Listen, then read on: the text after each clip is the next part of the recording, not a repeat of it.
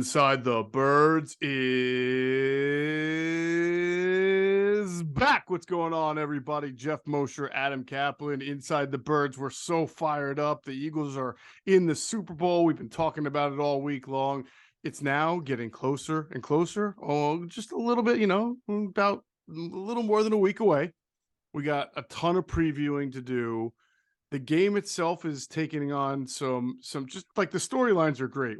Adam, we talked about, of course, the Eagles versus Andy Reid, Kelsey versus Kelsey, the fact that it's you have two African-American starting quarterbacks going against each other for the first time in Super Bowl history. There's just so much. And now, like, adding to the storyline is like you have people like hating on the Eagles, like who is the Giant safety? Julian Love, hilarious. Free ride for Nick Sirianni. But you know what that means? It means what we talked about in August. They have a great roster. Right. Well, he's obviously coaching matters. You know, if I happen to interview him, I'd say, hey, so you mean you could just roll the ball out on your own, Julian, and the coaches don't matter? Right. Right. But Exactly. it's a testament how great the roster is. I mean, that's really what he means. Yes, it is. He is saying the roster is really, really good. And it is really, really good. And in this podcast, Adam, which is not going to be our typical Friday podcast because there's not a game yet to preview until next weekend, but we are going to go through the Chiefs. We are going to go through the Eagles. We'll talk about some of the way that the roster for the Eagles, this roster that we're talking about, came about, because this is probably been about as unique as a Super Bowl build, a roster architecture as you're ever going to see in the NFL. I mean, it's part great diligence and by the GM, part great talent development, but also some things that don't typically happen, I would say, that have led to just a great influx of talent on the team. So we're going to go into all of that in this podcast. But the big news for us that we've been sharing with our listeners and viewers is that we are going to be out in Arizona next week, and we will be doing 4-hour live. We're going to be, it's a 4-hour block of live streams. We're still working on it might be a series of 4 1-hour live streams, but the point is we're going to be having guests in and out from Radio Row. We're talking about former Eagles. We're talking about people around the league. Radio Row is the greatest place. We're going to run into 1,000 people. We've already got Greg Cosell. I believe we're getting Zach Ertz, so that's going to be a really huge get if he's agreed already to sit down with us. He has, so we'll try to make that happen. Yeah. Oh yeah, he's out there. And some other, really interesting people. We're going to try to get a mix, not just Eagles, but NFL people. We'll ask NFL questions, Super Bowl questions. So we're really excited to be able to do this for our viewers and our listeners. And so get ready. If you're a podcast subscriber, you're going to get a whole lot of content jammed into your podcast feed, and you're going to want to absorb all of it. Get ready for those notifications, right? And by the way, when we get we're going to get players, talking to PR people. There's some pretty big time players where we have a chance to get, and I cannot wait. I know I'll be doing TV that week, but I'll be on with you as well with Andrew. I cannot wait to ask these players what they think of going up against the Eagles, because some of them that are on our list to get definitely play the Eagles this year. And look, we're going to be point blank with these guys. Like, how good is this roster? Right. What did you see? Were they better than you thought after you play them?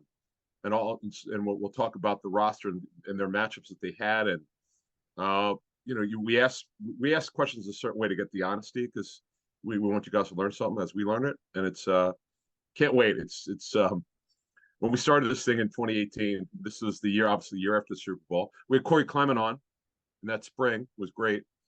And we were talking about his experience and what he had to go through, and the magic that he put on in that game, the Super Bowl game, and just the challenge of it, and then see where we're at here. But I'll tell you what, after the 2020 season, I was like, oh my goodness gracious, this is terrible. I'm sick of this. 2 years later. Bad. I know. Just 2 years later, who would have thought? The thing I like most about Radio Row interviews is that you have such a diverse crew of people to choose from, and there's a lot of great all-time greats that walk around and do interviews. As much as I love the game breakdown from guys who played in the league or coached in the league, I also love the history, the Super Bowl history, some of the great moments that we can talk to about players and like, if we could pull Joe Montana in, for example, how do you not ask him about the amazing catch, telling people he Sure. saw CC's John Candy I was just in gonna the say that. stands. I mean, Gotcha, like, Candy. Yeah, yeah. I think the stories we're going to get and the Well, anecdotes are going to be fantastic. we've efforted already. I put a request in for another Super Bowl winning quarterback. I'm not going to give it away. Just let's say that we're going to say this. He didn't play for the Eagles. And in his day, and people were playing fantasy football, the guy was phenomenal. That's all I'm going to say. You might be able to figure it out if you go through like 10 quarterbacks, probably get it. But we'll have a diverse, as you said very well. We'll have a diverse series of guests there, and anything. Look, we're going to get into the injuries. Boy, the Chiefs have a lot. We have updated information on both teams, by the way. How Yep. about this one? Both teams are practicing Saturday.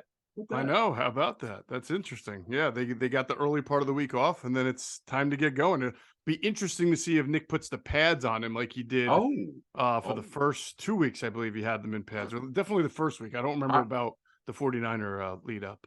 and I think because of the New Orleans, I think because of how poorly they played late in the season, that may have had something to do with it, putting them in pads. In fact, I'm sure it did.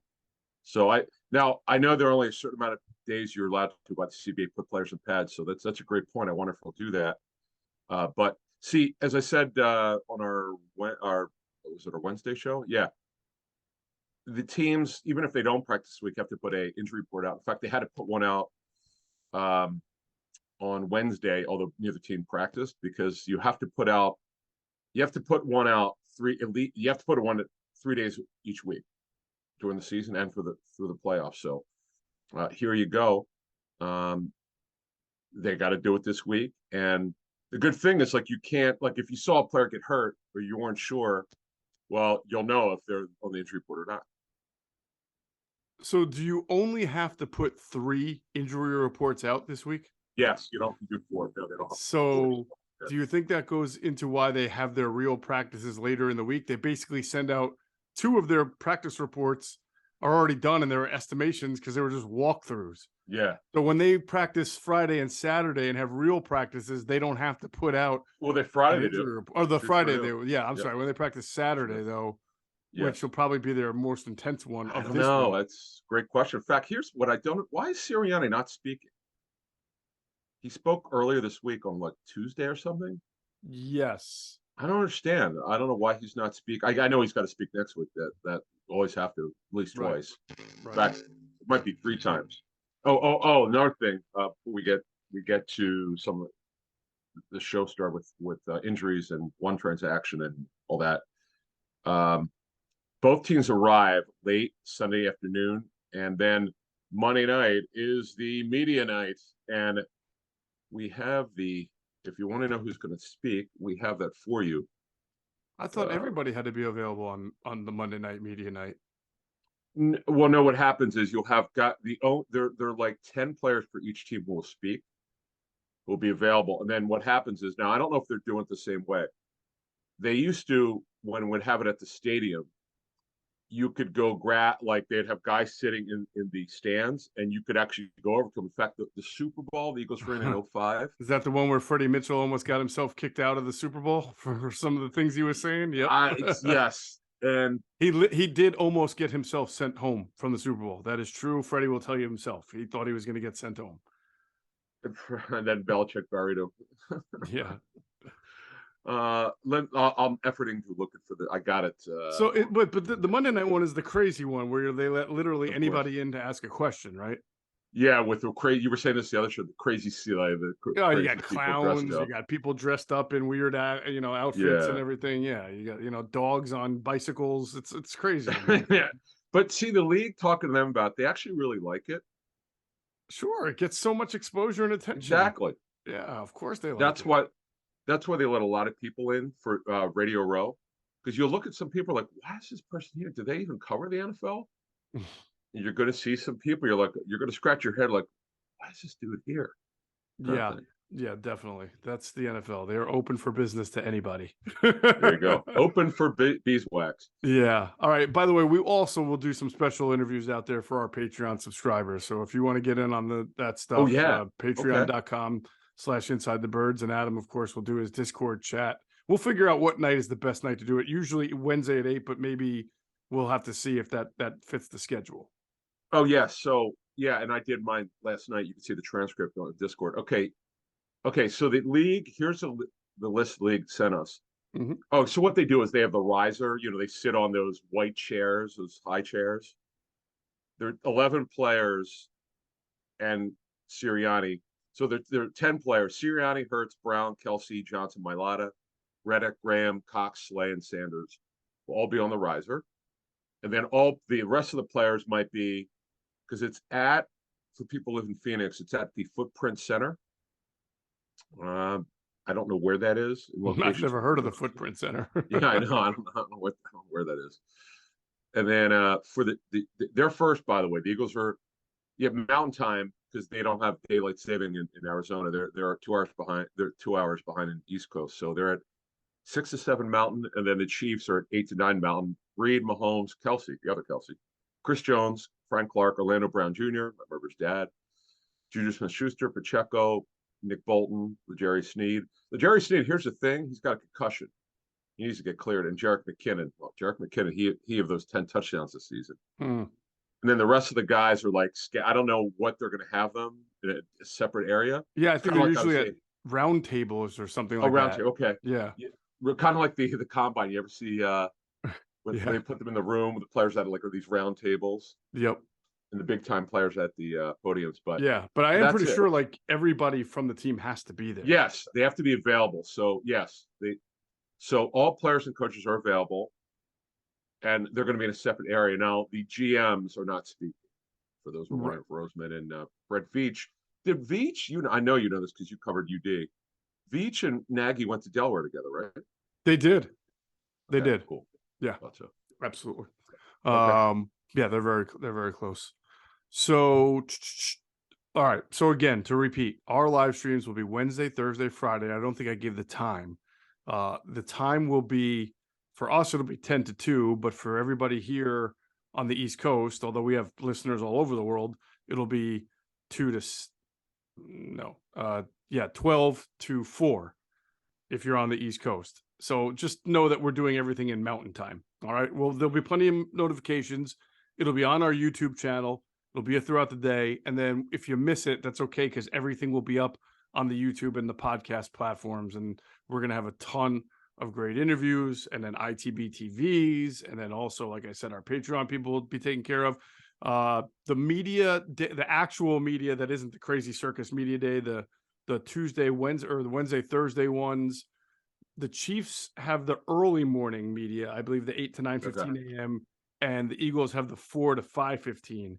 So when you're looking for your Eagles news from us or anybody from the beat core, it's probably going to be a little bit later in the day because of how they arranged it. It's the stuff is almost useless. I told you last podcast, I stopped going because they don't say anything. Right. But what I like to get out of it is for Sirianni, I'm very interested to see how he reacts because this is his first one in his second year, just like Peterson. I mean, it's another parallel as we get into this. It's pretty amazing. Although Peterson was 7-9 in his first year, they won the Super Bowl next year. It's unbelievable. I still cannot believe it. That was and just like Doug, just like Sirianni here, no one's expecting very much when he was hired. It's crazy. Yeah, that is true. That is true. Wow, it's crazy parallels. All right. What else? Anything else from to talk about? No. Oh, yes. Okay, two things. And I know a lot of people commented on it. You have to, if you're a Patreon subscriber, you have to hear or see the Joe Banner one it's not very time sensitive. Yes, he talked about the game leading up to the Niners game, but he talks about his theory on why you should come out passing, not running. And he's very fair about it. He understands there's exceptions to everything. You have to hear it. It's an absolute must. It was the best breakdown I've ever heard of this belief. Joe's not the only one who brought it in, because the MIT people they hired were the ones who kind of broke it down for them and told them why they had to do it. But Yeah. you have to do that. And then also, we're going to drop this. We just booked this for this week coming up. We're going to drop this Monday morning, but this one's going to be for everybody. Former Eagles quarterbacks coach John DeFilippo will bring us through what it's like to prepare for that week, just like he did in 2017 as the quarterbacks coach, who was also the one who had designed their red zone offense he's going to walk us through the entire week, the game planning. He did a little bit for the championship game. Remember, he told us about the Minnesota one, some great stuff there. But this one we're going to put out for everyone, and we cannot wait to drop this. And that'll be out 6 a.m. Monday morning. So yeah, Boom. looking forward to doing that as well. All right, a lot of good stuff to talk about. Oh, by the way, the one, you know what, Joe Banner said something else that I found really interesting, and I'm not even sure how I feel about it, but we'll probably get into that when we talk about the roster construction, because it'll hit me in the head. Okay. He said something that I find sort of strange, and I'm still trying to come to grips with. Oh, geez, I don't even remember. I don't even remember this because they were so heavy, and Roseman does the same thing with the offensive defensive lines. He's just taking the cue from Joe. Yeah. This is on a different subject. Oh, okay, cool. All right, go get your game on at the Gallery Bar Book and Games and Ocean Casino Resort this football season. Cheers your favorite drinks while cheering on your favorite team. Get in on a parlay while in the middle of a party. Go for the sports scene and go for the endless screens. Go to the Gallery, go to Ocean, go for the win. For more information, visit theoceanac.com. Must be 21 or older. Gambling problem, call 1-800-GAMBLER. All right, so there was a strange transaction, not one that we saw coming, but Josh Sills, obviously the offensive lineman that was surprisingly kept on the 53 going into the year, was placed on the commissioner's special exemption reserve list because obviously if you haven't seen, he was indicted by a county common pleas court. I believe it was a county in Ohio. I can't pronounce the name of the county. Yeah. By their court's ground jury Guernsey. Is it Guernsey? All right, Guernsey. I think it's Guernsey. Yeah. Guernsey County Common Pleas Court grand jury on one count of rape and one count of kidnapping, which are both first-degree felonies, and it is all predicated or stems from allegedly engaging in sexual activity that was not consensual and holding a victim against her will back in December of 2019. Obviously, that's very harrowing, and the wheels of justice are spinning here, and that's why he's on the exempt list. I think the only thing I can sort of comment on this, or we can talk about this, is if this dates back to 2019, you have to think the Eagles knew about this case and situation that's been hovering over him for a couple of years, and you wonder how much that factored into their signing of him and whole process of it. Don't know. I have no idea if he knew or not, or they knew or not, because the Bills did not know about the Matt Ariza situation until. That's a good point. I have no idea. Yeah. That's true. They tend to do their diligence on guys who are first and second and third round. I mean, I guess you can't do the whole back. He made the team as an undrafted free agent, if I'm not mistaken, right? Yeah, I did. Yeah. Oh, yeah. Oh, wait. You mean Sills? Yeah, Sills. Yes. So this is why there's an exemption here. This is, by the way, league matter now. The Eagles have no control over it. Right. The commissioner, through his advisors, will decide if and when, and if he will ever be back with the Eagles. It's no league matter. They have their own investigative unit, and they'll gather their own information and see whether the commissioner will make the final decision whether he'll be an Eagle again. He is not on the roster. He's ineligible to practice or play with the team again until they decide, if they decide that he'll be reinstated. And the only thing they could do, though, is they do have an exemption, so they could actually add a player off their practice squad if they want, and not use an elevation. I know you noted weeks ago that the players who are the players can be elevated as many times as they want. You can still only do 2 per week, but there's no limit to how many times a player could be elevated. So it's a decision that whatever they want to do with that roster spot. But yeah, he's done as an Eagle for now. That's kind of where it is. You wonder if you use that extra spot to elevate Ian Book in the aftermath of how the NFC Championship game went, where you've got a spot, you only have 2 quarterbacks. It would make a whole lot of sense. Just saying. It's weird because the 49ers didn't do it and other teams don't always do it either. Ian Book's the roster. Oh, that's right. Of course. What am I talking about, Elva? I keep thinking he's on the practice squad. Okay, so they don't have to worry but let's stay on that point very quickly. So what's going to happen is the Niners are furious. It's not their fault that that they got hurt like that, but they're upset at the situation. They're not blaming the Eagles or anyone else. They're pissed talking to some people close to the situation that they had to go through this. It's a weird thing. So if you remember, for those of you who really follow the league, there what was called the inactive third quarterback. I hated this rule. It's the stupidest rule ever. So what would happen is you would have a third quarterback. The guy would be inactive, but you're allowed to. He would dress, but he could only play if the other two guys were not available. So, for instance, if you went to the third string quarterback, the other two were not eligible to come back and play. Right. That was the rule. That's how they got around it. It's going to go to the competition committee. This has to be addressed.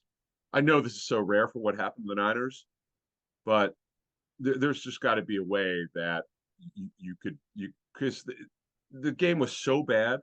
I know Eagle fans love it because Eagles beat the heck out of the Niners, but it's just bad football, man. If you love watching football, that game is terrible. You know? Yeah, but let me be devil's advocate here, or maybe I really do believe this. That when they got rid of that rule, didn't they also expand the game day roster? I thought the It's game day roster 46, now right? yeah. It's 46, right? And didn't it used to be back in the day shorter than that? I don't remember. It might have been 45. I don't remember. There's so many different rules. Like they actually, and then I don't. I'm sort of baffled by this one. This has never happened before. What would happen is so teams didn't.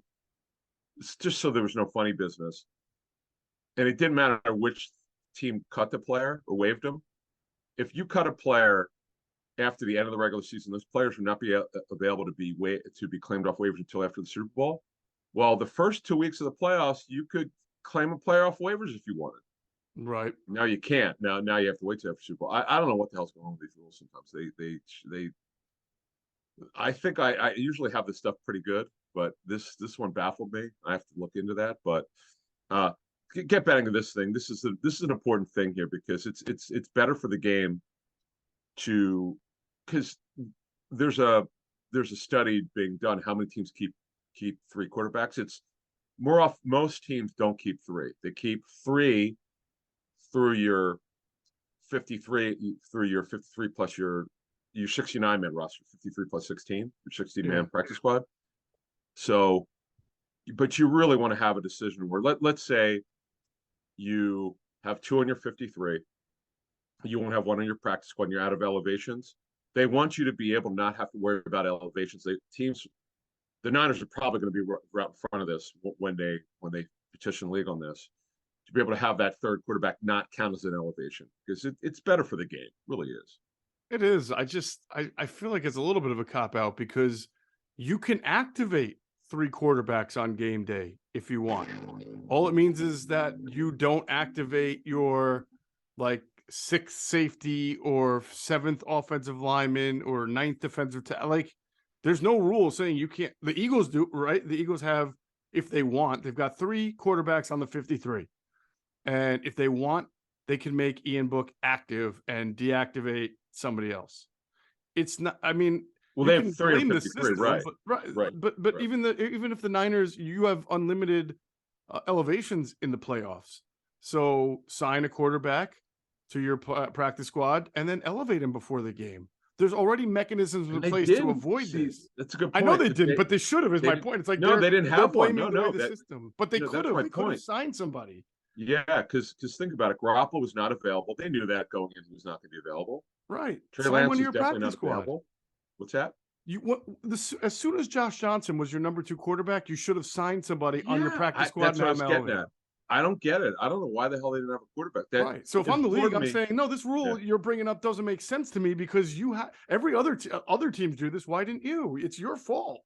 They only dressed 2, and they knew Garoppolo wouldn't be available. Yeah, no, that was my point when it happened. I put on Twitter that they didn't have another quarterback available, so it looks like it's going to be the McCaffrey show as a Wildcat quarterback. And then somehow Purdy came in just to hand off. That's just bad football.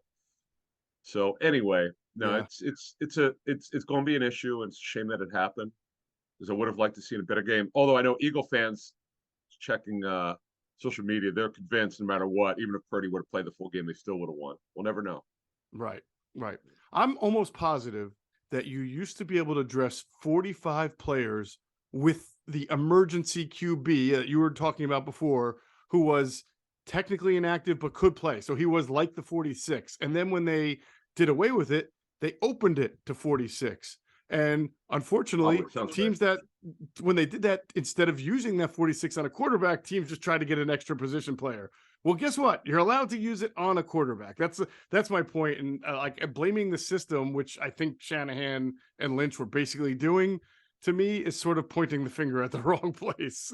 Yeah, I mean, again, I just talked to someone there, and by the way, they only had one in the coaches booth. They only had one replay, and there's just not enough time for them to find a better angle.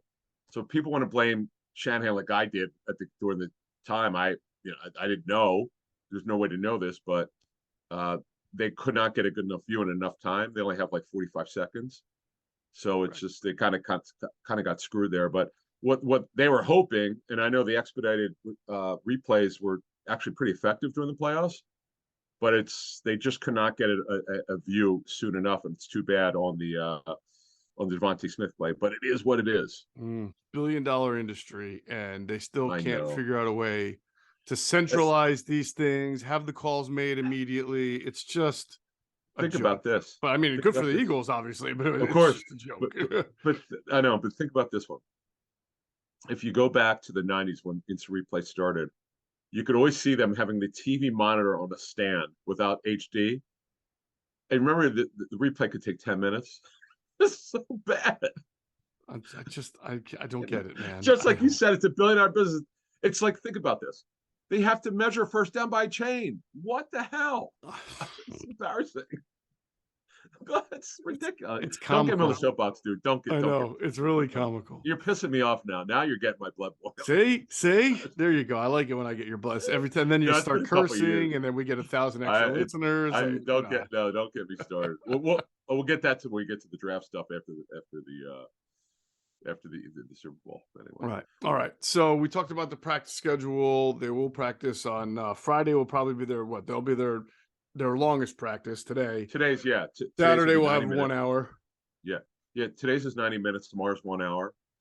Talk about some injuries here.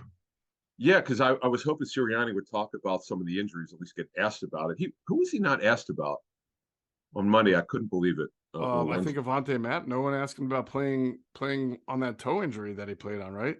Wasn't it? Yeah, and okay. So let's get started. Injuries. Lane Johnson's still listed with the torn adductor. Of course, they listed as groin, same area. Landon Dickerson with the elbow, but we know it's a left elbow hyperextension. He's got to be able to bend that elbow. The hope is that'll start working next week. Cam Jurgens is new. By the way, this is new. We don't know. He obviously got hurt in the game. We just don't know. It's a hip. We don't know how he did it. Robert Quinn with another new injury. This one's a foot. And Maddox is listed with his toe injury. The good news is T.J. Edwards, who was added last week, is now off the injury report completely with that ankle injury. You always get worried because Travis Kelce was added late. He was added after Friday's practice with a back injury, and he went up playing well. But you always get worried about these things depending on which the injury is, what type of it is. But Edwards is off of the injury report this week. I have a sneaky suspicion that Cam Jurgens, as long as he's healthy, catches a touchdown in the Super Bowl. Oh, wow. Will that be the Philly special? I think he's going to catch, because, he is a converted tight end. And he's in there on the goal line. That's probably how he hurt his hip. He's in there a lot on goal line. Could be on the scrum. They do the most unique rugby scrum for the short yardage. Here's a question for you. What will be the prop on that? 1,000 to 1? I don't even know if he'll like anytime scorer. That's you mean? Awesome I'd be shocked if his name was even on. I know, because I do the fantasy props for the Super Bowl. It's what time I get involved in it. I did well last year. Yeah. And I would love to find an odd one. Now you're making me think about this. Well, I think what they usually do is they give you like 25 players to choose from on the anytime score. Sure. And if it's not one of those 25, they just give a category, any other player. Any other player, right, like, right. So yeah, he'll be any other player. I might have to pick an any other player. Yeah, No, actually, I we'll don't bet when Eagles play, on but that Friday show. If you're doing any fancy props, we'll put them out here, folks. I love doing those. yeah. I'm not a big daily guy. I don't do daily fantasy really, but Mm. I do like doing the fantasy props because I always felt looking at them that they just go by like averages, like they're not really taking into account like good matchups and so forth. But we'll see. Take a look at it. All right. Somebody else was new to the Robert Quinn, another Yeah, with different the injury. foot. Now it's a foot. Yeah, it's not good. No, I mean it I'm was a not saying he won't back. play, but that's Yeah, had I, it's just a learning experience when you trade for a guy this at this stage of his career. But again, there's no way you could think the drop off would be this huge after he set a yeah, Bears record. yeah, yeah. I This mean, is I'm sure crazy they stuff, considered buddy. all the risks of it, and that's why the Sure. Bears assumed a lot of that contract. And at the end of the Yeah, day, it didn't cost them that much. didn't But work. I mean, it's a fourth rounder. It just didn't right. work. All right. TJ Edwards, we should note, is off the injury list. Remember, he had Yes, that I just talked ankle about prior that. to the. Oh, Yeah, you did say that. I'm sorry. My fault. My fault. I'm still stuck on Cam Jurgens catching a touchdown. In the you made Super me Bowl. think about that. I'm absolutely doing anytime touchdown for the rest of the crowd. Oh hell yeah, that's a great Nice. point. I didn't think of that one. Well, it's funny. We kind of brainwashed. So many people reach out to us and said take the Boston Scott touchdown in the first Giants game. The week 8 was it week 18. I Hmm. guess we kept saying it and We he just started it didn't. with week 14. Then we were Did we hitting do? on ahead to Yeah. 18, and then the playoffs. Yeah. We had a bunch of people. In fact, I mentioned on the fancy show that I do with John Hanson. I was like, listen, trust me, Sirianni knows about it. It's not, he's not oblivious to it. There's just something about that blue jersey. Anyway, weird.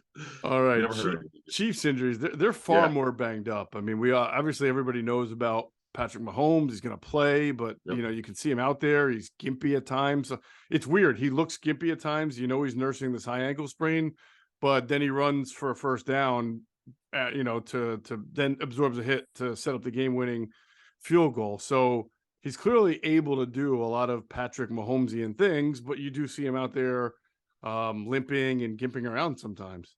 Second half is when it really hit. There were two plays specifically. It didn't look good. The adrenaline's going to play. He's not leaving. There's zero chance. Adrenaline's going to take him through. It did.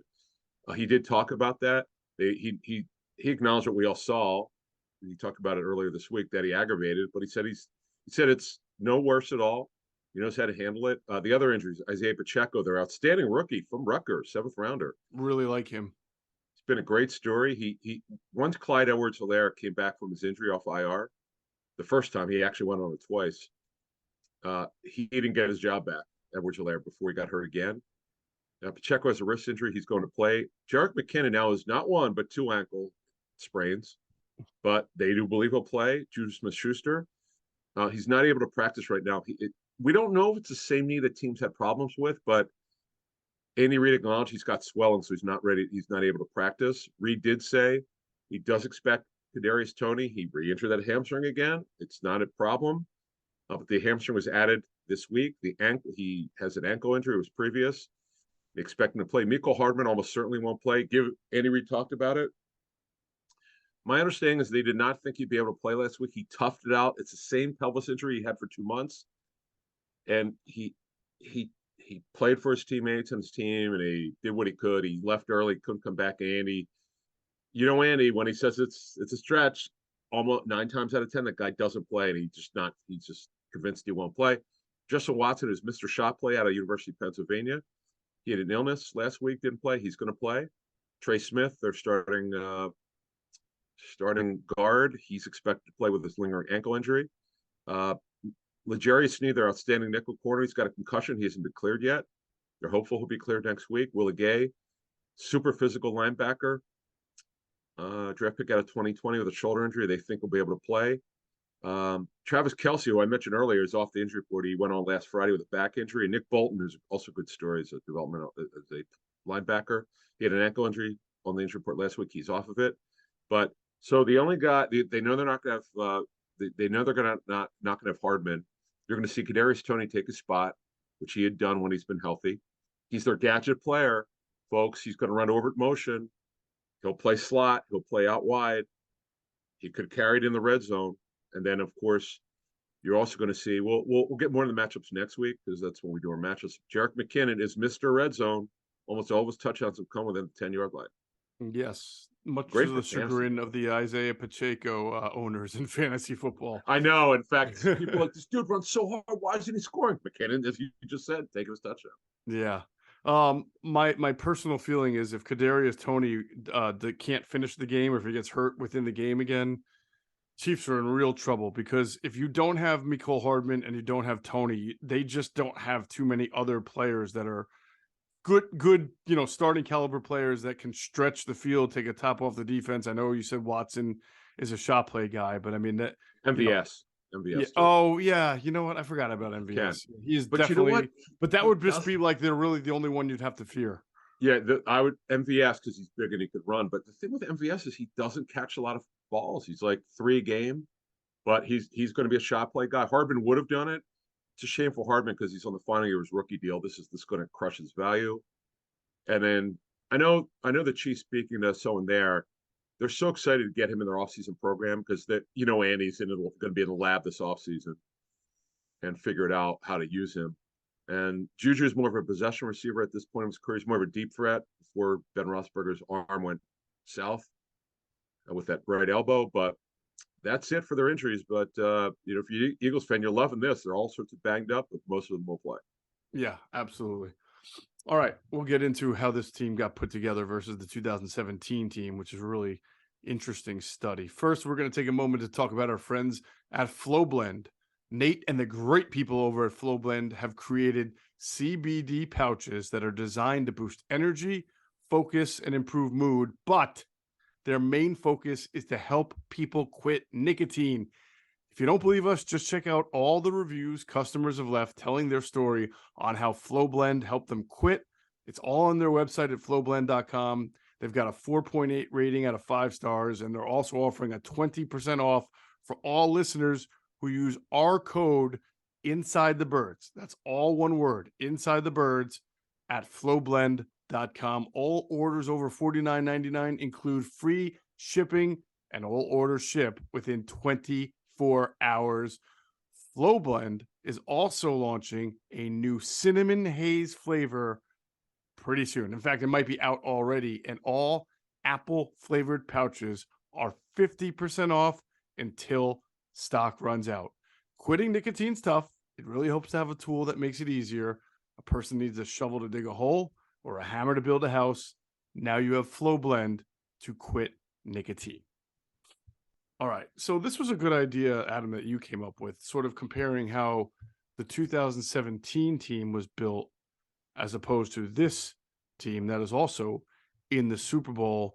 And you'll notice some similarities. You'll notice some differences. The biggest thing is, as obviously, Howie Roseman in place to make a lot of the offseason moves that made both teams good. What do you want? Let's start with the 2017 team. Sure. I look at that team as, and I thought, I predicted them to beat I really thought they were going to beat the Patriots. I thought they were a better team. I did. I did predict them to beat the Patriots. Good for you, because I've said this. I'll admit it. I was like, there's no way Doug Peterson can out coach Belichick. And the opposite happened. No, he did. I remember just feeling that they were the dominant team in the trenches, and that's going to be a similar team here, because that was not a great Patriots defense. I don't have it in front of me, but I do remember feeling that their best pass rushers were Trey Flowers, who had like 6.5 sacks. They had a manufacturing scheme pressure. They had who's the other outside linebacker they had forever? Was it Cassius Marsh that they had on that team? Oh, he was I'm sorry, Kyle Van Noy. That's who they had. Yeah, who's still playing it. That year, you're right. It was Trey Flowers, who was a really good player. Yeah, Kyle Van Noy. They had a good secondary, because the Patriots always have a good secondary. But I just felt with the Eagles' offensive line, if you don't have great elite pass rushers, that the quarterback was going to be protected. And he was. I don't think Nick Foles was under a whole lot of duress. Obviously not, they scored 41 points. He was throwing touchdowns left and right. And they ran the ball really well too. I felt like they would run the ball well against a smaller sized defensive front by New England that year because they were playing a lot of defensive backs. I just thought the matchup favored the Eagles, but I look at that 2017 team, Adam, as a very good team, but that was also very lunch pail. I mean, you're on your backup quarterback, your left tackle and your left guard are Vaitai and Wisniewski.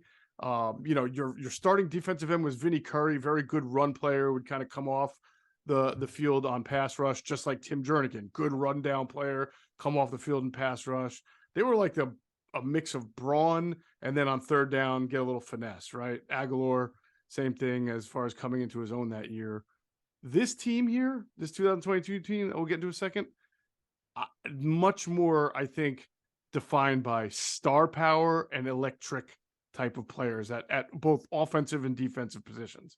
Yeah, we'll get to type players. And we'll get to how the Chiefs were built. But yeah, in fact, the stark difference I would say is this team here, as you said, stars, but they're a little bit more draft heavy than the 17 team. So if you look at the 17 team, it's amazing how many of these guys were in the twilight of their career. Nick Foles, though he was in the middle of it, but we didn't know the fall would be pretty bad. He signed a mega deal with Jacksonville. As DiFilippo told us in our Patreon chat with him, our Chalk Talk, Foles broke his collarbone in the first game. That gave way to Gardner Minshew. So look at all these players who were added in either 16 or 17. Wow. Foles, okay, so we go through offense. So 5 players were drafted, 6 were UFAs. Foles, 17 UFA.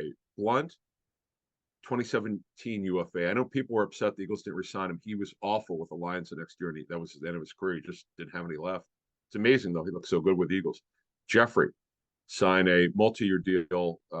Signed in 17. Yes, signed in 17. He was signed as a free agent, but then in the middle of the season, he signed the multi-year deal. Then, yes. And then Troy Smith, our friend Troy Smith, was with us last week.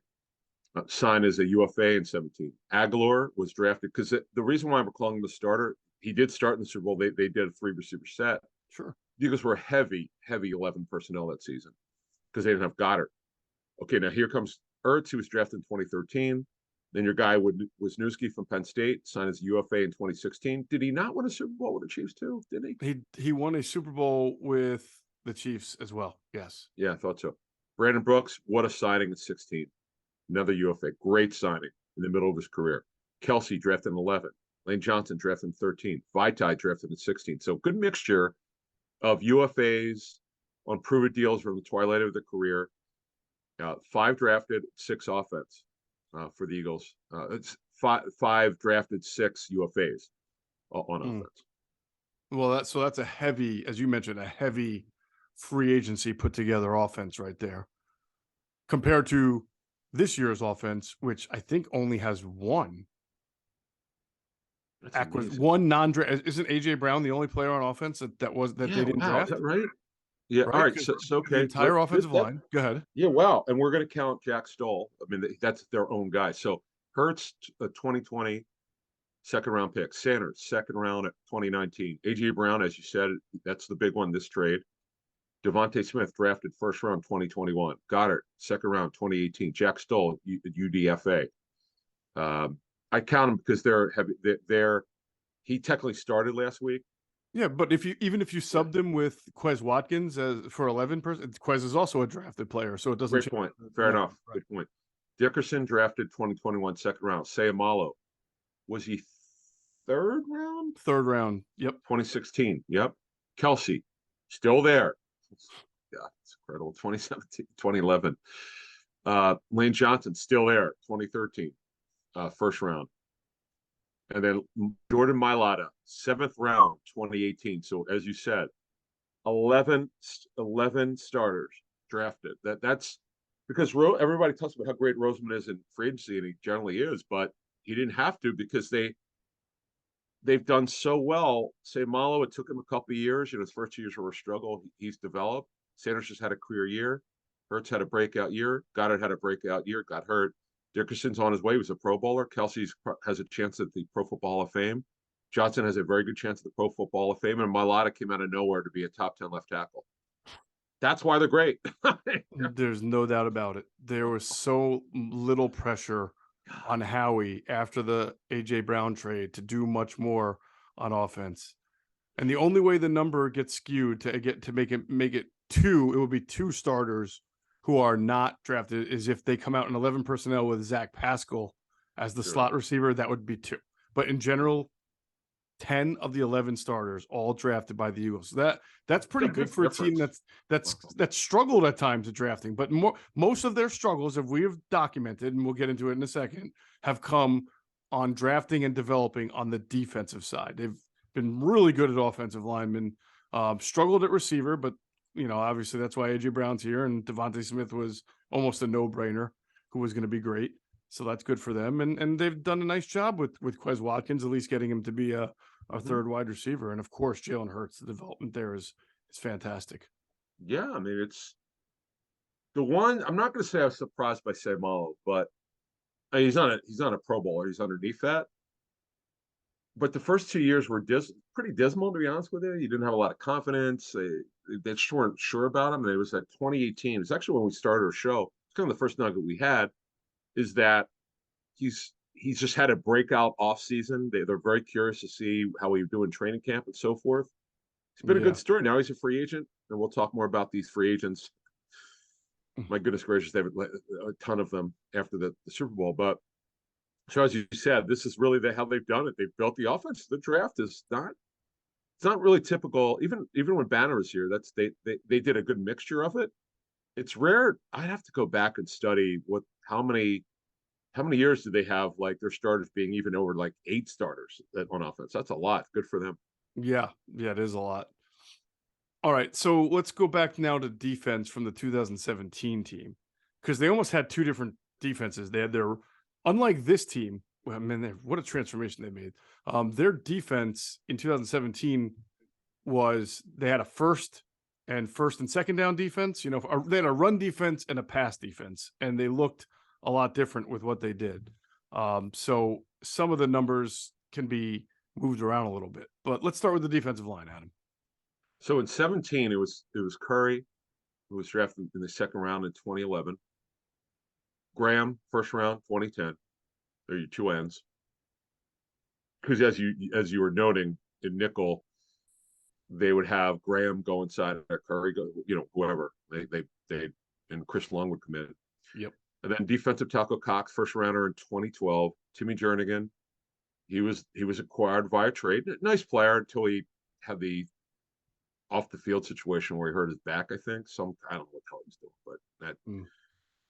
that kind of curtailed his career. He was able to come back, but he was never the same. Kendricks, second rounder in 2012. Nigel Bradham, your guy, who they got a great What a mileage key out. acquisition he was. Really key. Yeah, Yeah. he's tough guy, tough guy. Signed as a UFA 2016. Jim Schwartz had him in Buffalo. Jalen Mills, seventh round pick in 2016. Ronald Darby acquired via trade. What a trade that was. Matthews. Jordan Matthews trade, and what did they give up? Third, or what did they give up? I don't remember. The Jordan Matthews trade, they gave up Jordan and a third round pick Yeah, for Ronald Darby. it was a great trade.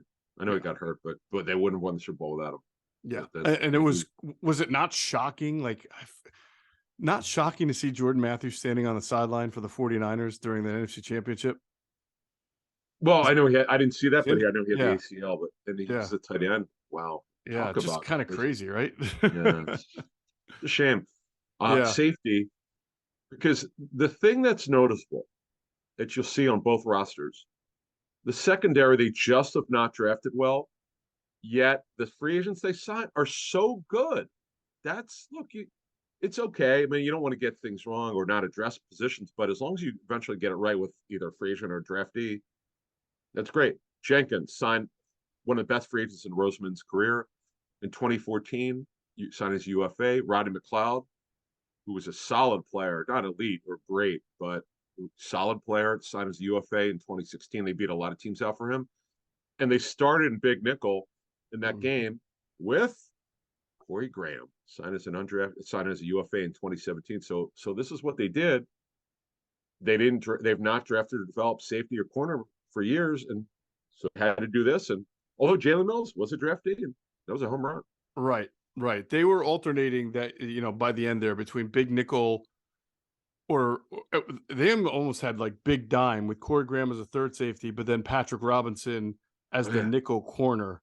So it doesn't really change the math all that much. For all right, so let's talk about what they looked like when they were in nickel or dime. Their sub packages, their front line, their ends were Barnett and Chris Long, and their inside rushers were Cox and Graham. So 3 out of 4 on the line were drafted by the Eagles.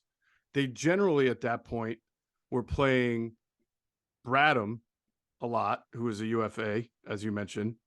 So it's kind of that's now 3 and 2 there, and then Patrick Robinson, who was also brought in from the outside. So it starts to even up 3 and 3, and then of course Darby from the outside 3 and 4, Mills from the inside 4 and 4, Jenkins McLeod outside. So it gets a little bit more heavier outside when you count the Graham, the Darby.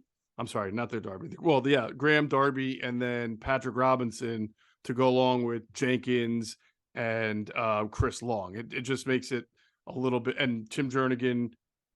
Look, Jernigan and Long sort of cancel themselves out because one comes on the field, the other comes off, but it gets a little bit heavier toward the acquisitions, free agent trade Sure. than draft and develop when you start to talk about the main defense that they would play that year. But Right, you because compare that to this year. Whew. I know we'll But get that in a second. go We'll, ahead, we'll, yeah. we'll substitute Patrick Robinson for Corey Graham. They're still UFAs. So what Right. it was is they drafted 5 on defense, and they signed 4 UFAs and 2 players required by trade, Jernigan and Darby. So they got mileage out of Jernigan, they got mileage out of Darby. Unfortunately, got hurt a bunch. So they worked. This is a situation where the 16 draft was brilliant, 17 draft was terrible. You didn't get much mileage out of that one. Um, 15 was the Aguilar draft, but I don't remember. I'd have to go back and look. But the bottom line is, and Chris Long obviously is a great signing as a nickel pass rusher.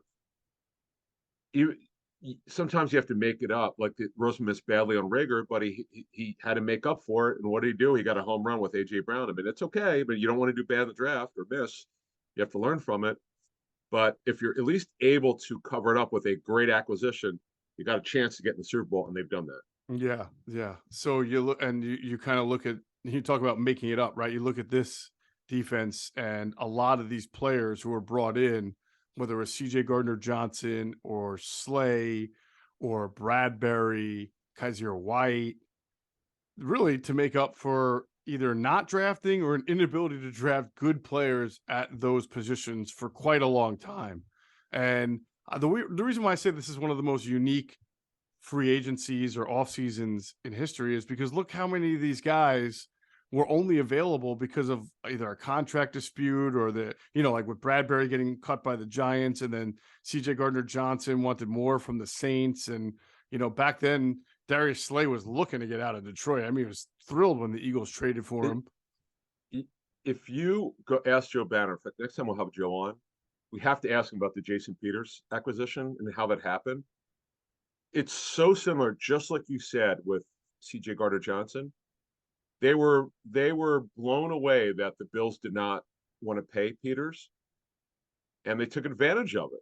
I mean, they just did. And was it 2009? And Joe said Howie saw tape of Peters as a tight end, and I think he said running down kicks as a rookie. Because remember, he didn't get that heavy until later in his career. Because remember, he was a tight end coming out of Arkansas. Think about that. Yeah, And then he crazy. became and give Mike Mularkey, I believe, was the one who decided to move him to left tackle, if I'm not mistaken. That would Someone make told me. sense. Malarkey was a really good offensive line coach. Yeah, Yeah. Oh tight no, end guy. Malarkey. But I'm sorry, I was thinking Mike Munchak, but yeah, but both of yes, them are good offensive yeah, coaches. Yeah. yes. So anyway, here's how the Eagles, uh, just to finish off the 17 team, Mm-hmm. of the 22 starters, 10 were drafted, 10 were signed as UFAs.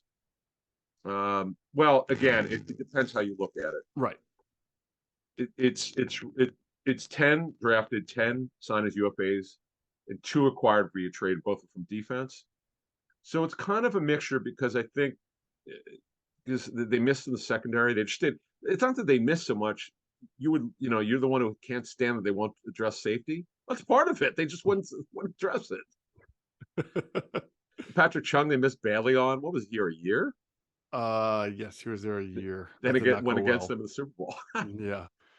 They've really done a poor job with other than Asante Samuel, they done a poor job with former Cowboys and former Patriots, because you can throw Ellis Hobbs in that list Yeah, of players who just didn't, give them what they expected.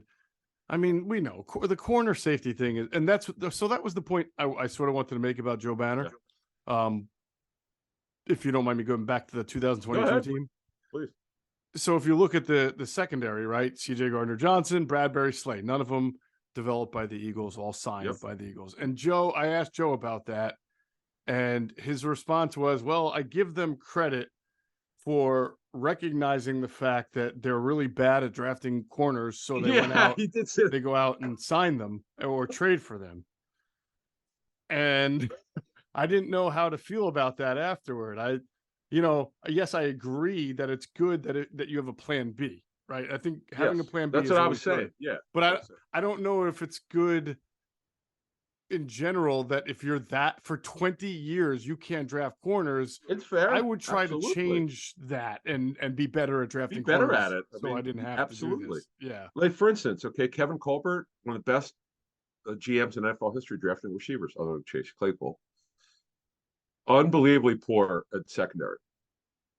Like not as bad. Well, it's not that they didn't address it. That's why they had to trade for Nick Fitzpatrick. They just have not been able to draft corners. I remember my first Senior Bowl. For those of you who are watching, remember really know the draft well. Ricardo Coakley out of Tusculum. Mhm. We What mentioned that happened last one. was Yeah.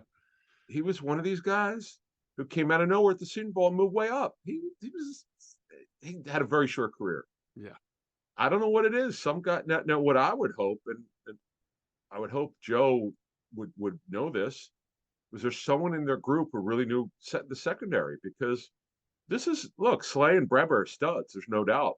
But you'd rather not have to develop somebody else's players, develop your own. And that's what you're Yes. saying. Yes. You got to address it. They got to But get that right. But yeah, anyway, and much like the Eagles, they did an excellent job finding Joe Hayden, who just never really was. Well, I mean, he was in a bad situation in Cleveland. They get him, and he plays see what many years for them, and that's plays right. in many playoff games for them, and he winds up being a pretty good cornerback for them for God, quite the a same while. division. It's embarrassing. But then It again, is. Bradbury, same division. That's a good point. So Oh, okay, crazy. so as we said, the Eagles roster, the offensive roster, amazing. They're almost all their own players. 10 either drafted by the Eagles or signed as a UDFA. Only one acquired in free agency, and that was a monster. Well, free agency. He was acquired AJ Brown from the Titans. And right now, at least for one season, it looks like an all-time trade. And then defensively, it's fascinating. We can get that in a second. Yeah, I just wonder on Hassan Reddick, Adam. Again, talking about the uniqueness of things. I'm going to go research the last time a defensive end or edge rusher under 30 who had 2 consecutive years of double-digit sacks hit free agency. How often does that happen? I don't know. I'd have to. Oh, well, I don't think Clowney did. He moved I around a don't even know lot. if he had 2 straight years of double-digit sacks And the I year know, that I he hit know, free agency. Yeah. I know, I know exactly. I'd have to really look it up. No, it's just so rare. And I talked to the Panthers about it. That they liked the way he played. They liked the guy. They made a decision. They were super aggressive on extensions. In fact, the only guy they really have to extend is Brian Burns. Well, I'm sure they'll probably get that one done. But they don't have many left. We'll see about Jeremy Chin. But they just felt like they were going to pay Burns and they weren't going to pay two edge rushers. Okay. Now, Sweat's being paid well, but not Brian Burns' deal will be way better than Sweat's, and no offense to Sweat. Brian Burns is a better football player. Look, I'd say this: he's a better pass rusher. Sweat's actually a really good run defender, but they're two completely different players. But when I know you've been talking about Sweat's contract, I'll give you what I have on my file here. Yeah, his extension, he's actually signed through 24, 25 through 27 are dummy years. So Mm-hmm. he signed through 24. So he's got the up season where he's got a, what happens is the option bonus hits later this year. And then his cap number jumps significantly. Oh my God. His cap number is only just over 6 million for 23. His cap number in 24 sweaties is over 18 million. Hmm. Yeah. So So his cap number next year is over $18 million. yes, and it's super cheap this year. Yes. And next year is the last year of his deal, you said? Yes, 24. Yes. He's got to get an extension next year. And that's what they're going to do. They're going to take that option bonus money. I would think they would just take that. I don't know. 3-year deal with 2 dummy years added. So it's going to be 5-year deal, but really 3. They're going to spread that money out over 5. This is going to be in our contract show. I was lucky enough to run into one of my contract guys, and he said he'd be happy to explain it to him. He can't go on with us because for some certain reasons he can't. He still works in the league, but he said he'd be happy to explain it to me, the option bonuses, because there's a lot of information out there. This guy said it's not correct. He's going to give me the skinny, explain the Eagles' theory and why they do it differently than ever. Most teams don't do contracts like this. The guy said it's not wrong. It's just not he doesn't believe in the way they're doing it, but he understands why they're doing it. There's a difference. Right. Every team has their own philosophy, and they found a different way since I think Bryce Johnston came in. I think it was his idea, if I'm not mistaken. And as I've said, agents, they know they're going to get the money because most of these option bonuses are fully guaranteed at signing. But it's just whether the bonus money is deferred or whatever. A lot of them say the same thing. Man, Eagles and their damn option bonus. I hate the way they do structures and stuff like that. It's just a different way for accounting. But anyway, right. But I do think that they'll have to prioritize extending Sweat. So interesting stuff there. All right. Do you want to move on how the Chiefs were built? Well, actually, no. Let me finish off defense. My fault. I thought that's right. Year. We were just talking about Reddick. Go ahead. So, but this is very quick. So, Sweat drafted 4th round 2018. Reddick signed as UFA. That's their 2 edge rushers. Cox is still there. They're D tackles. Because remember now, Joseph, he doesn't play a ton of snaps, but when they play their true 5-2, they come with 3 D tackles. Cox, Hargrave, signed in 2020. What a great signing that was. Well, way better than I thought. Coming over from Pittsburgh. And then Joseph now, because he started in base last week, he signed this year's UFA. T.J. Edwards signed as a UDFA in 2019 as we get the linebacker. You mentioned Kaiser Wade earlier, signed as a UFA this year. Pretty good signing. Darius Slay acquired via trade 2020. Bradbury acquired as a street free agent who was released by the Giants. 2nd team All-Pro. You can't make it up. Has that ever happened before in the history of the National Football League? I'll go look that one up too. Tronte Gardner acquired via trade from the Saints right before the season started. Pretty good player. Yep. Epps, what a waiver claim. This is his 4th season with the Eagles. Can you believe that? It's crazy. I'm telling you, all these guys are in line to get big deals somewhere, if not the Eagles. It's even Marcus Epps. You've been saying that. I know. You've been saying that. So, it's going to happen. 3 players were drafted or signed as undrafted free agents by the Eagles. 9, yes. 3 were drafted or signed as a UDFA, and that was T.J. Edwards. And then 8. This is interesting. Either 8 via free agency, via trade, or claimed off waivers. The 8 they're comprised of 5 UFAs, 2 via trade, and 1 via waivers. Now, this team, the roster of the 22 starters, 13, because of the heavy signings and free agency, only 13 were drafted or signed as UDFAs. 5. Let me see. Do I have this right? I need to calculate here. I think I might have screwed this up. Well, we don't really have. No. I'm sorry. It would be actually. Let me see. Signed or acquired by trade would be. We got 1. We got 1 on offense. Okay, we know that already. And on defense, we have. So that's 9. Okay, so that's 13 drafted. Okay, 13 drafted or signed as UDFAs, and then 9 signed as UFAs, 3 via trade, and 1 via waiver. So that's 9 that were not drafted. So if you compare the 2017 roster, where they had, of their 22 starters, 10 were drafted, 10 were signed. So basically, only 10 were drafted. This year, this roster, 13 were drafted because of the heavy hits on offense. It's really, as it's very self-explanatory, because they missed or did not address positions on defense. They had to go heavy now in free agency. But here's the thing: at least Banner's right; they got it right. But you make a great point. That's not an excuse. Yeah. That's the point. I get that they've made up for great signings or trades, but think about it: that the 22 starters in this year's roster, 10 of them are on offense. That means they did not do very well in defense. Correct. By the way, though, the number would be skewed a little bit if we took the defense and put Maddox in as a nickel and took Linval Joseph out. Sure. So, Sure. but that would just make it a difference of one. But it really illustrates the point about their secondary. Their starting secondary, the five guys, Slay, Bradbury, Maddox, CJ, and Epps, only one of them was drafted by the Eagles, and that's Avonte Maddox. Only one of them was even originally an Eagle. I mean, again, Epps was a UDFA, but that was for the Vikings, and we know CJ from the Saints and Slade, the Lions, and Bradbury from originally the Panthers. So crazy. I mean, just that's not good though on defense. It's not good that they've not drafted well in defense. I mean, Sweat's a great pick, and Cox is still left over from 2012. Obviously, it's amazing. He probably won't be a Pro Football Hall of Famer, certainly be an Eagles Hall of Famer. But they've got to address the quarterback position in a big way. Now, it's too early to know. What we've heard so far, the early word is there's no one even close to Sauce Gardner in this draft. Now, he's on an island on his own. He's super special, but it's not a great draft class from what we're understanding on the corner.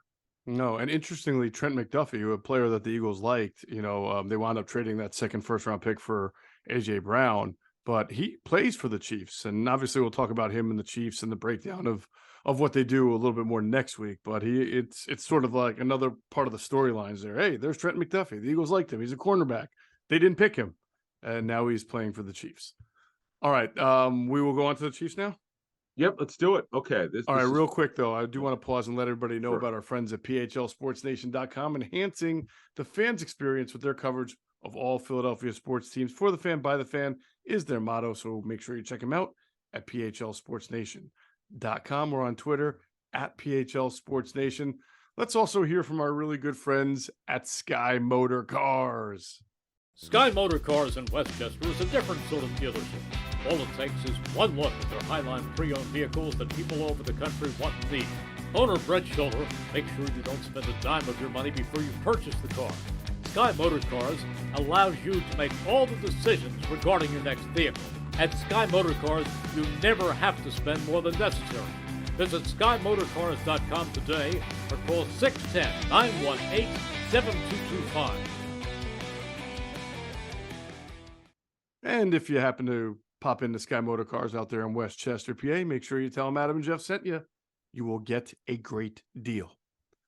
All right. Speaking of a great deal, Chiefs, 5 straight AFC Championship games. This is now their 3rd Super Bowl in the last 4 years. Is that correct? It sounds right. Yeah. My God. I know. That's crazy. All right. Well, So they certainly won't be deer in the headlights next Sunday. No. It's funny because I was hearing Mahomes talk about that, how he's got this experience and how other players are leaning on him. And obviously, Goddard talked about it this week, and he talked about he's leaning on some of the veterans because he was talking about how he just got there the year after they won the Super Bowl, and he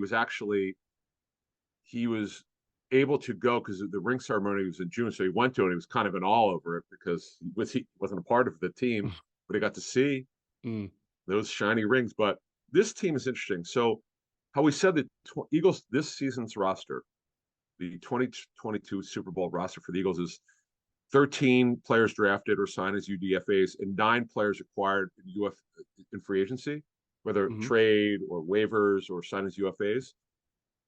They've kind of mixed it up, but I'll tell you what, we'll get to the defense. They've drafted unbelievably well on defense. We'll talk more about their depth. We'll start previewing the game next week. But Brett Veach and his group has drafted a little bit better than the Eagles have. That's for sure on defense. Certainly, certainly. Offensively, they've developed a lot of good players, but the offensive line, right, is a lot of guys that they had to acquire. Yes, yes, yes, yes, yes, yes. In fact, well, Mahomes obviously first rounder of 2017, going to be a Hall of Famer.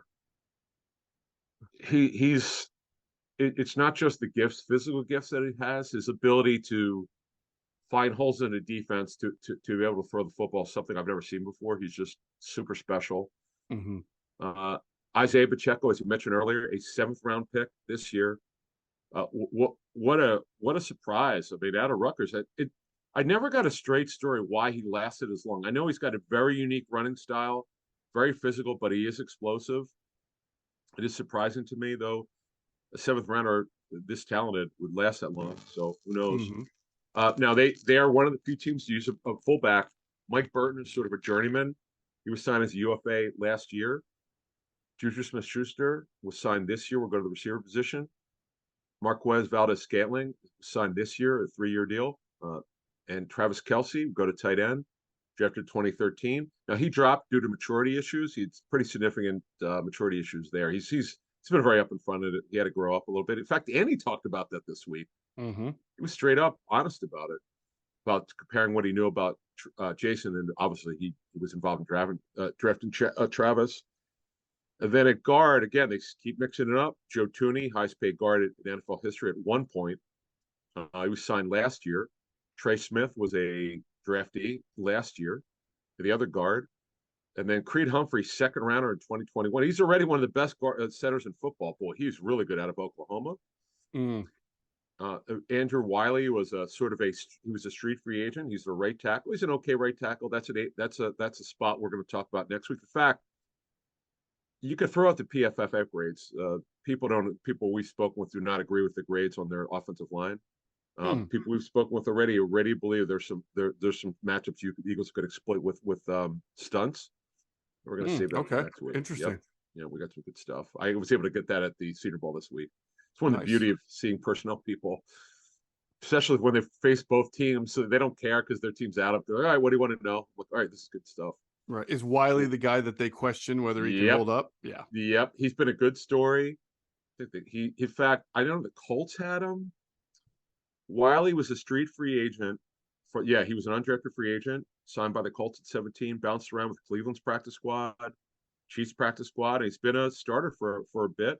Been a good story, but he's a guy you can exploit. We'll talk more about that last week. Orlando Brown, you might remember his dad, Orlando Senior, for the Ravens. He was acquired via trade last year from Baltimore. So their offense, only 5 were drafted by the Chiefs, 6 were in free agency, 5 via UFA and 1 via trade via aforementioned Orlando Brown. So they kind of mix it up, shown that now here's what's happened. The reason why they went after, because the Tyreek Hill trade, they had to make up for it.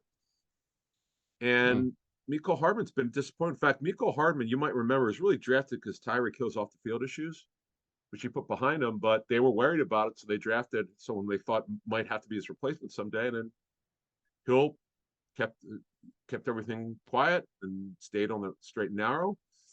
And he wanted to be the highest paid receiver in NFL history and be paid more than Devontae Adams, so they moved on, made a great trade, got a lot for him. Hill was great for Miami, but I know they're pretty happy with draft bounty. To go back to Mecole Hardman out of Georgia, if I remember correctly, the Eagles the Chiefs traded up in the 2nd round to get him because they felt that the Eagles, who were picking fairly close in that area, were going to take him. So they wanted him. So they traded up. I think the Eagles picked 2 or 3 picks later, and I think that was the J.J. Arcega-Whiteside pick, Adam. Do I have the correct year? Here's our report. Yeah, we had this report. The Jets wanted Hardman. They called the Eagles. And right, I'd have to look it up. I think what happened was the Chiefs, as you just said, you have good memory. The Chiefs traded up, and the Jets were forgetting about it. They decided against doing it because they weren't able to get him. So that's it. Yeah. So again, we'll move on to defense in a minute. So what the Chiefs did there is they just kind of mixed it up. I think what happened is because of the severe movement at receiver, they had to go get Smith-Schuster But Andy loved him. In fact, Smith Schuster said last year after he resigned with the Steelers, Andy put the full court press. He actually got involved in that one, which sounds like he probably got on the phone with him, which you're allowed to do once you get into free agency. Right. But Juju went back. I don't know why he went back to Pittsburgh in 21, but they still got him. Yeah, they did. It's a good offense. I mean, it's a very interesting Chiefs offense without Tyreek Hill and sort of the piecemealing that they've done in free agency just to get some wide receivers.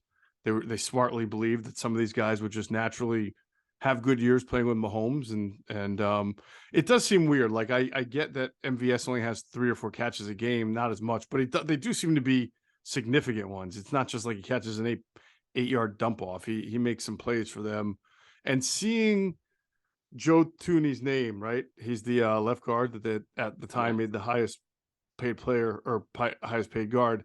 So that sort of jogs my memory, right? Thuney was the left guard on that Patriots team that played against the Eagles in the Super Bowl in 2017. And I started the show saying I thought the Eagles were the better team in the trenches. And if you go back and look at that Patriots offensive line, Thuney was really good. Their left tackle was Nate Solder. And he was not good. He was literally getting by on Tom Brady because as soon as he went to the Giants, he was exposed so badly that he couldn't even play right tackle. He was bad. And then he was really bad. And then he took an opt out. Yeah. Not very nice person. He just would never. He's super tall. He just was. This happens so much where you play for a Super Bowl team and then you sign a mega contract. Yeah, like you said earlier, that some of these Eagles guys are going to get big deals elsewhere. For those of you who might be old enough, remember the Alvin Harper deal you signed with the Bucks? He got overpaid. He was a number 2 to Mike Orvin, and he got way overpaid, and he never lived up to it. He was a journeyman. Let's put it this way: he fizzled. He just never played up to it, and he didn't play. He just didn't do much because whatever the money was monstrous back then. And you just got to be careful because what happens is these teams misprice or misvalue what these players really are and what they're not. But as you said, and we'll get to that when we get to our free agency shows back in February and March. But I absolutely agree with you. Now that's offense. Let's get to defense. Okay, defense. Start with the front 4. The ends are Clark and Karlaftis. Karlaftis starters even where they're coming on. I remember earlier in the year he wasn't starting, but now he's starting. Is, right? And Mike Dana is he's explosive. He's been a good story. I think, yeah, Karlaftis is their starter. He's called he's at the power end. He's called what they call power end. He's okay. He's a tough guy. Teams are really mixed on him. Teams are concerned about his upside as a pass rusher. Frank Clark is not quite the player he once was. He was required via trade in 2019 from the Seahawks. Seahawks didn't want to pay him. At D tackle, both drafted. Chris Jones is on a Hassan Reddick role. He's not quite as good as Hassan, but he's been great. And what they're going to do, we'll talk more about this next week. He'll line up at end a little bit. He's more inside, but they will line up at end occasionally. And Derek Notty's sort of an unsung guy at 2018 draftee. At linebacker, Willie Gay drafted in 2020. Nick Bolton drafted 2021. It's a broken record here, folks. Almost their whole defense was drafted. Jalen Watson has been a late round pick, drafted this year. Been a great story. You mentioned Trent McDuffie, drafted this year as a first rounder. Jerry Sneed, drafted in 2020. Juan Thornhill, safety, who had an ACL injury years ago. He's back. He's doing okay. 2019 draftee. His contract's up. And Justin Reed, I remember you and I talked. He was signed as UFA from the Texans this year. I don't know why the Eagles were not interested in him. I don't know. Maybe strange. Because they were on. We had reported they offered Marcus Williams a ton of money, pretty much the same offer that he got from the Ravens. He signed with the Ravens. And I'll be honest with you. I know Williams broke his wrist. I think Trent Gardner-Johnson's just for what Williams can't do what Gardner Johnson can do, right? No one can.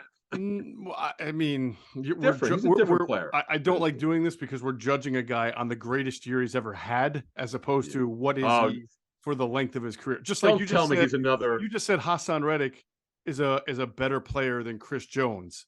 First of all, one's a tackle. Well, no, but in terms of a pass rusher, he's an like. I know, but one's an edge rusher and one's an interior. It's like kind of comparing Fletcher Cox to or Javon Hargrave to Hassan Reddick. They're different. Fair. Yeah. I think they're both really elite players. I think that's fair to say. Well, Chris Jones, the big knock on him was and the Chiefs sort of dilly-dallied with him, because sometimes the tape wasn't that he took plays off. The effort wasn't always the same on every play. That was a knock on him coming out. That's why he wasn't a first-round pick.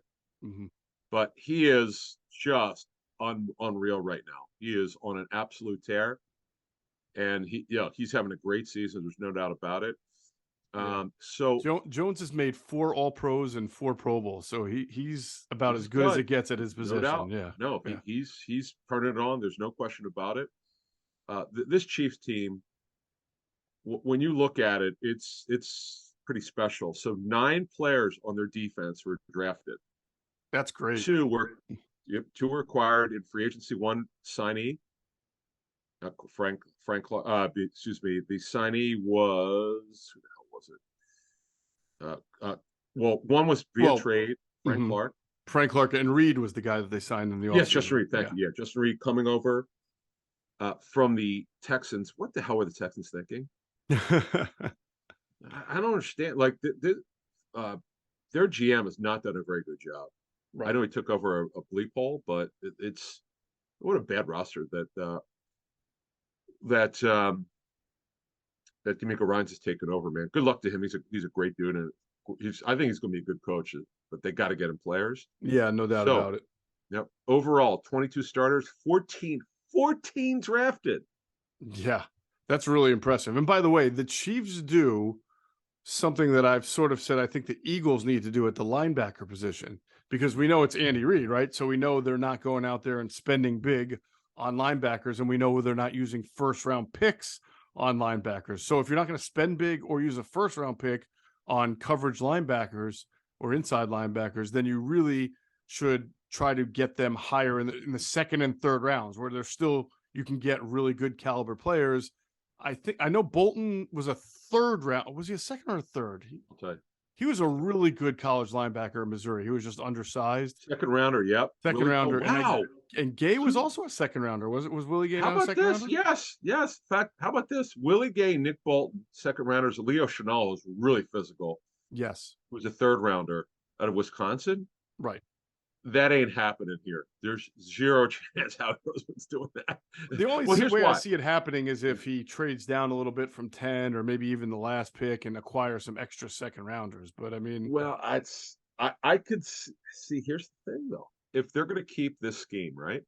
Mm-hmm. They're doing so well with T.J. Edwards as an undrafted free agent, and remember Dean will start. Oh, you know what? I forgot. They have You're right. They've got N'Kobe. They probably don't need to draft the linebacker. No, it won't happen. Second round. Yeah.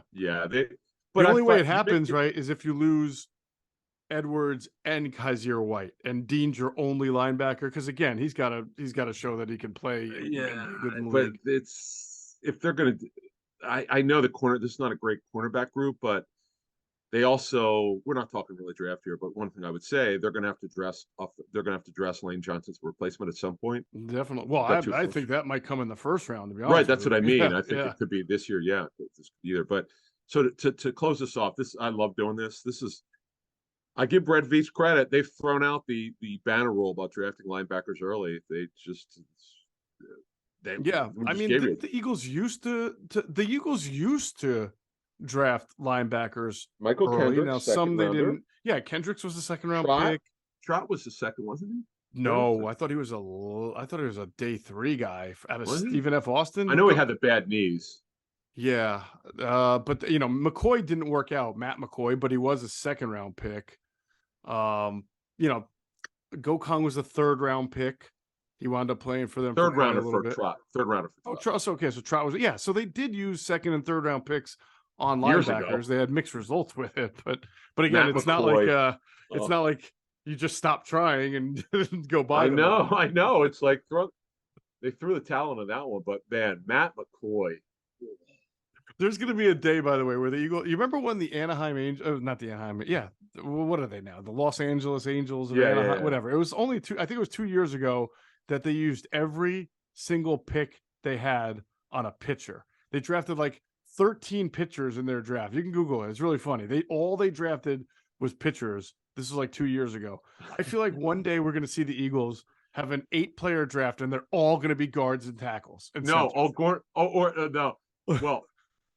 here's what we'll do. If the Eagles in this draft, I'll put up $1,000 and I'll donate it to Howie Roseman's favorite charity. If they draft, now who the hell knows? We'll probably trade half the picks. No, I'm just kidding. But if they draft a combination of 4 defensive backs, 2 corners and 2 safeties, I absolutely would donate $1,000 to his favorite charity. Absolutely. That would be fun. See, that actually would be a better example of doing what the Angels did, since the Angels are terrible at drafting pitchers. So yeah, if the Eagles drafted nothing but corners and safeties, I would have so much fun with that draft. I know. It'd make your day. One thing I could tell you, you remember when Matt Rule did it his first year, because he had personnel control then. They drafted all defensive players. All defensive players. That's right. And you know what's, a lot of them are good, right? That was No, it wasn't Burt. It was Derek Brown. Yeah, he's good. It was Chin in the second round. Yeah, I think there was it Dante Jackson? No, there was a corner, I think, in the third round. Yeah, we'd have to look, but I'm pretty sure that it was a pretty successful draft for them. If you just only had a quarterback. Yeah, Gross Matos is not. He no, but he does play for Washington, I think, right? Oh no, he plays for them. He does play in their sub packages. Yeta Gross Matos, right? But for a second round, he should be playing more than he does. Yeah. That was a Matt Rule Penn State guy pick. Okay, probably. But anyway, so that we just want to give you an idea of how these teams were constructed. Yeah, it's fascinating how teams decide to do it and where they. It is interesting. So the Chiefs, almost their whole offense was drafted, and the Eagles this year also almost. I'm sorry, their defense. Yeah. 9 were drafted, and the Eagles' offense this year. Honestly, I didn't know this until we did the study. That 10 were their own guys. That's pretty interesting. So it's obvious now they because of what's happening at corner, they're older. Mm-hmm. They also have to draft safety, depending on what they do with Gardner Johnson. So it's kind of obvious what they have to do going forward. Right. Yeah. AJ Brown, the only Eagle offensive player not drafted. That's really, really impressive. I am stunned by that. I didn't even think. I mean, I just because Goddard's now a stud without Ertz here. Yeah. Okay. Well, Kelsey's still here, and obviously Jurgens was drafted to replace him eventually. Yeah. So there you go. All right, fellas. Everybody, thanks for listening. Of course, Monday, John DiFilippo is going to be on the Inside the Birds podcast, and he's going to break this game down with us. And then after Monday, we're getting straight to Radio Row. It's going to be a blast. By the way, we're going to be doing all these interviews, all these live streams. We're also going to be doing our Inside the Birds podcast throughout the week. So we got a lot of content to churn out while we're there in Glendale. And just for those wondering and asking, Adam and I will not be there for the game. We are coming back so that we can do Inside the Birds pregame live Sunday, Super Bowl Sunday at Rivers Casino. So we will be there. And but Andrew DeCecco from InsideTheBirds.com will stay out there and cover the game. So we will have it covered from every single angle possible. That's going to do it for this episode of Inside the Birds, the leading podcast in Eagles Intel. Big thanks to all of our great viewers, all of our great listeners. Without you, we are not here. So thank you for flying with us inside the birds.